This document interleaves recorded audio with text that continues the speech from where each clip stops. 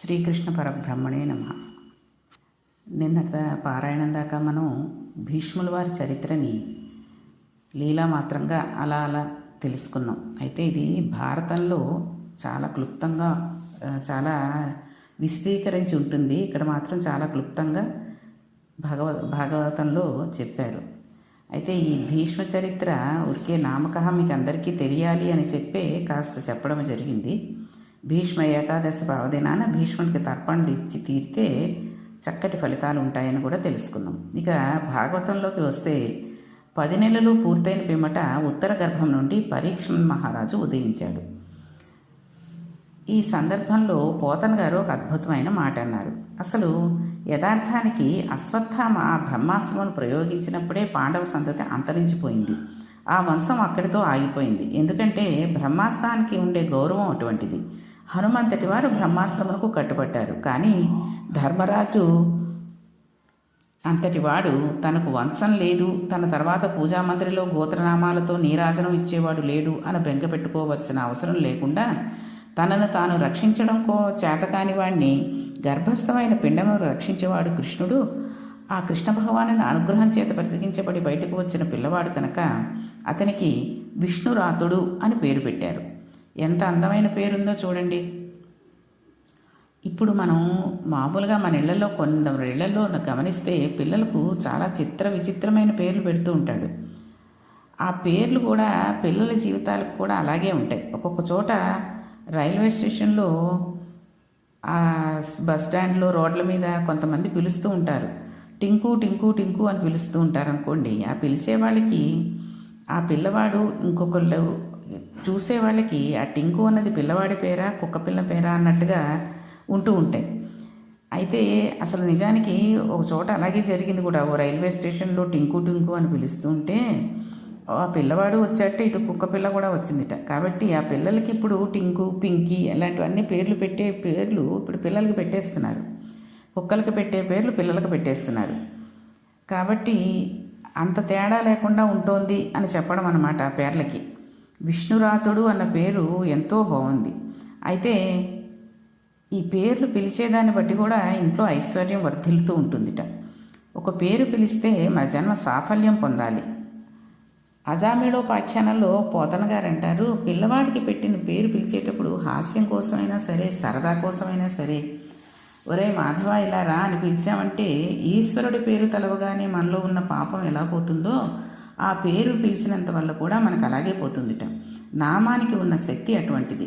నారాయణ అని పేరు పెట్టుకుని ఆఖరి దశలో పిల్లవాడి మీద ప్రీతితో నారాయణ నారాయణ అని పిలిస్తే అజామిళోపాఖ్యానంలో అజామిళుడికి స్వర్గం ప్రాప్తించింది. మనం కార్తీక పురాణంలో తెలుసుకున్నాం ఈ విషయాన్ని. అలాగే ఇంట్లో పెట్టుకునే పేర్లు కూడా భగవంతుడికి సంబంధించినవి ఉంటే ఎంతో బాగుంటాయి.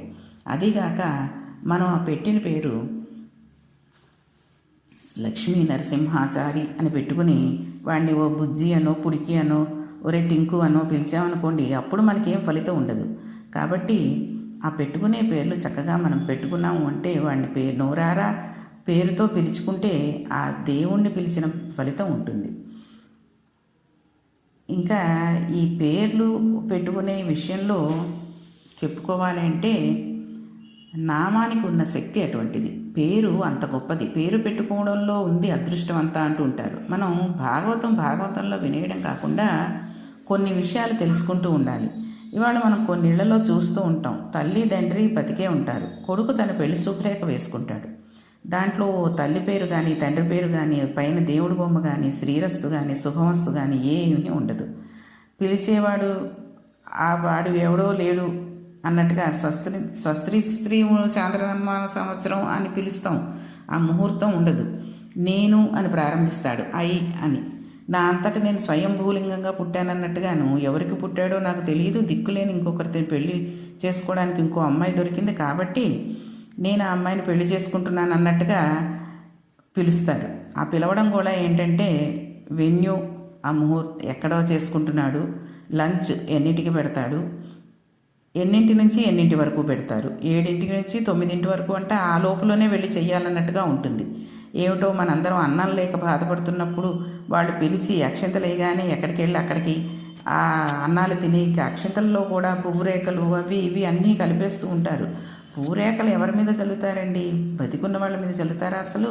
అలా కలిపేస్తూ ఉంటారు, ఇచ్చేస్తూ ఉంటారు, వీళ్ళు జల్లేస్తూ ఉంటారు. చెప్పులు వేసుకుని వెళ్ళిపోతూ ఉంటారు. వాళ్ళే చెప్పులు షూజు వేసుకుని ఇంత హై హీల్స్ వేసుకుని ఆడవాళ్ళు, షూస్ వేసుకుని మగవాళ్ళు కూర్చుని ఉంటే వీళ్ళు చెప్పులు తీయడం ఎందుకు? అక్కడ మళ్ళీ కాస్త ఏదో శుభ్రం చేసేస్తారు, దేవుని పెట్టేస్తారు, మంగళసూత్రాలు కట్టేస్తూ ఉంటారు. ఇలా ఉంటున్నాయి మన ఈ పెళ్లి తత్తులు, పేర్లు పెట్టుకోవడాలు, శుభలేఖలు రాయాలి. కాబట్టి మనమైనా కొంత కొద్దిగా మారి వీటిని మార్పులు తీసుకొస్తే ఈ భాగవతం ఇది పిల్లలకి చెప్పిస్తే బాగుంటుంది. మనకు లేని సంస్కారం పిల్లలకి రమ్మంటే మాత్రం ఎక్కడి నుంచి వస్తుందండి? కాబట్టి మహానుభావుడు ధర్మరాజు గారు విష్ణురాతుడు అని పేరు పెట్టారు. ఈ పిల్లవాడు అమ్మ కడుపులో మరణించవలసినవాడు, కానీ శ్రీ మహావిష్ణువు అనుగ్రహం చేత బతికాడు. విష్ణువు అనుగ్రహం చేత బతికినవాడు కనుక ఆ పిల్లవానికి విష్ణురాతుడు అని పేరు పెట్టారు. ఆ పిల్లవానిని పిలిచినప్పుడల్లా శ్రీ మహావిష్ణువు జ్ఞాపకానికి రావాలి. అలా ఆ పేరు పెట్టి పిలవడం ద్వారా ఏది చేస్తున్నా ధర్మరాజు గారు ఈశ్వరానుగ్రహమును చూసుకుంటున్నారు. పరీక్షన్ మహారాజు ఈ భూమండలం నందు విఖ్యాత వహించాడు. అయితే పరీక్షితు పుట్టిన తర్వాత ఒక గమ్మత్తు జరిగింది. ఒకసారి ధర్మరాజు గారు సభ తీర్చి ఉన్నారు. లేక కలిగిన పరీక్షితును ఎంతో ప్రేమతో ఆయన తొడ మీద కూర్చోబెట్టుకుని సింహాసనం మీద కూర్చుని ఉండేవారు. ఆ పిల్లవాడు అందరినీ పరీక్షగా చూస్తూ ఉండేవాడు. ప్రతి వాడిని ఆ పిల్లవాడు ఎందుకలా పరీక్షగా చూస్తున్నాడా అని పాండవులు సందేహించాడు. అలా ఎందుకు చేస్తున్నాడంటే, మా అమ్మ కడుపులో బ్రహ్మాస్త్రము అనే అస్త్రం వచ్చి అగ్నిహోత్రమును వెదజల్లుతుంటే ఆ రోజున నేను కాలిపోబోతూ స్తోత్రం చేస్తే ఎవరో ఒక అంగుష్టమాత్రమైన మూర్తి పట్టుపీతాంబరం కట్టుకుని శంఖచక్ర గదాపద్మములతో వచ్చి గదను తిప్పుతూ నన్ను రక్షించాడు. ఆయన విశ్వమంతా ఉన్నాడని మా పెద్దతాతగారు చెబుతున్నారు. ఆయన ఎక్కడైనా కనబడతాడా అని సభలో చూసేవాడు. విష్ణురాతుడు అని పేరు పెడితే పరీక్షగా అందరినీ చూస్తున్నాడు కాబట్టి ఆ పిల్లవాడిని పరీక్షిత్ అని పిలిచారు. అందుకని పరీక్షిత్ అనే పేరు సార్థకమైపోయింది. ఆ పేరు అలా ఉండిపోయింది. తాతగారు పెట్టిన పేరు ఒకటి, తాను గెలుచుకున్నది ఒకటి, బిరుదునామం ఉండిపోయింది. మనిషి సాధించవలసిన ప్రజ్ఞ ఎటువంటిదో, దేని చేత గొప్పవాడవుతాడో మనకు భాగవతం నేర్పుతుంది. పరీక్షిత్ పుట్టగానే ధర్మరాజు గారు అక్కడ ఉండే జ్యోతిష్యులను పిలిపించాడు. పిల్లవాని జాతకం ఎలా ఉంటుందో చెప్పండి అని వారిని అడిగాడు. వాళ్ళు ఆ పిల్లవాని జాతకం చూసి, ఇతడు రామచంద్రమూర్తి వంశములకు మొదటివాడైన ఇక్ష్వాకు ఎలా పరిపాలించాడో అలా పరిపాలిస్తాడు. శివ చక్రవర్తి ఎటువంటి దానములు చేశాడో అటువంటి దానములు చేస్తాడు. రామచంద్రమూర్తి గురువులను ఎలా సేవించాడో, బ్రాహ్మణుని ఎలా గౌరవించాడో అలా గౌరవించి సేవిస్తాడు. అర్జునుడు ఎలా బాణములను విడిచిపెడతాడో అలా బాణములను విడిచిపెడతాడు. కార్తవీర్యార్జునుడు 1000 చేతులతో ధనస్సును పట్టుకుని బాణములను వదిలితే ఎలా ఉంటుందో అటువంటి యుద్ధ నైపుణ్యంతో ఉంటాడు. సముద్రం ఎంత లోతుగా ఉంటుందో అంత గంభీరమైన హృదయం కలిగిన వాడే ఉంటాడు. సింహం ఎటువంటి పరాక్రమం ఉంటుందో అటువంటి పరాక్రమంతో ఉంటాడు. సూర్యుడు ఎలా చూడడానికి వీలు లేనివాడై ఉంటాడో అలా దుర్నిరీక్షుడై ఉంటాడు. అటువంటి తేజోవంతుడైన ఈ బాలుడు సామాన్యుడు కాదు.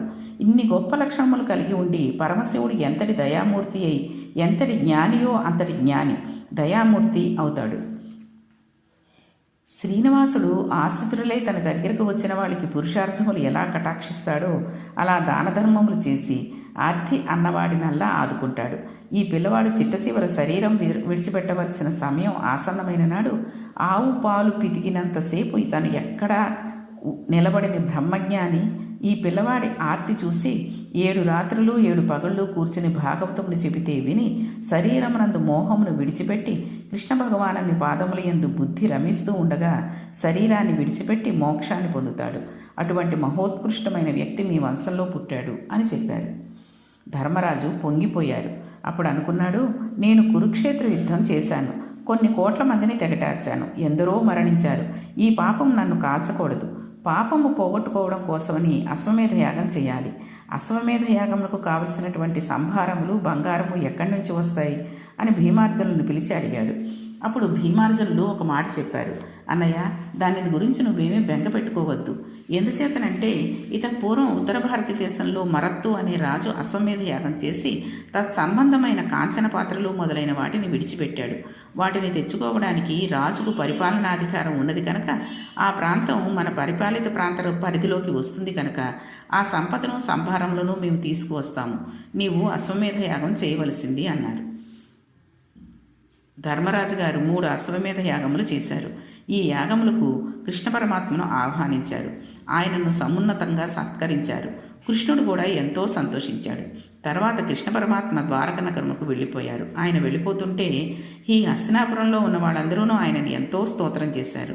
అక్కడ ద్వారకా నగరంలోని ప్రజలు స్తోత్రం చేశారు. మహానుభావుడు ద్వారక చేరుకున్నాడు. అక్కడ హస్తినాపురంలో అందరూ సంతోషంగా కాలం గడిపేస్తున్నారు. వీళ్ళు ఇలా సంతోషంగా కాలం గడిపేస్తుంటే ఒక రోజున విదురుడు వచ్చాడు. మనం అంతర్లీనంగా గమనించినట్లయితే భాగవతం మన జీవితాన్ని బయట పెడుతుంది. మనవడు పుట్టేశాడు, కుంతిదేవి చాలా సంతోషంగా ఉంది. పూర్వం అంతా స్తోత్రం చేసిన ఆ కుంతి ఈశ్వరుడు గురించి మరిచిపోయింది. అయితే పూర్తిగా విస్మరించింది అని కాదు. ధృతరాష్ట్రుడు హస్తినాపురంలో ధర్మరాజు గారు పెట్టింది తిని సంతోషంగా బతికేస్తున్నాడు. గాంధారి కూడా పెట్టింది తిని సంతోషంగా కాలం గడిపేస్తోంది. పాండవులకి రాజ్యం వచ్చేసింది. వాళ్ళు కూడా సంతోషంగా కాలం గడిపేస్తున్నారు. పరీక్షన్ మహారాజు పెద్దవాడవుతున్నాడు. ఉన్నది ఒకగానొక్క నలుసు, కీర్తిమంతుడు, ఎటువంటి అవగుణములు లేవు. వీనిని చూసుకుని పాండవులు పొంగిపోతున్నారు. అటువంటి సమయంలో విదురుడు వచ్చాడు. అసలు ఈ విదురుడు ఎవరు, ఇప్పుడు ఎందుకు వచ్చాడు, భారతంలో అతని పాత్ర ఏంటి అనే విషయాన్ని మనం రేపటి పారాయణంలో తెలుసుకుందాం. శ్రీకృష్ణ పరబ్రహ్మణే నమః.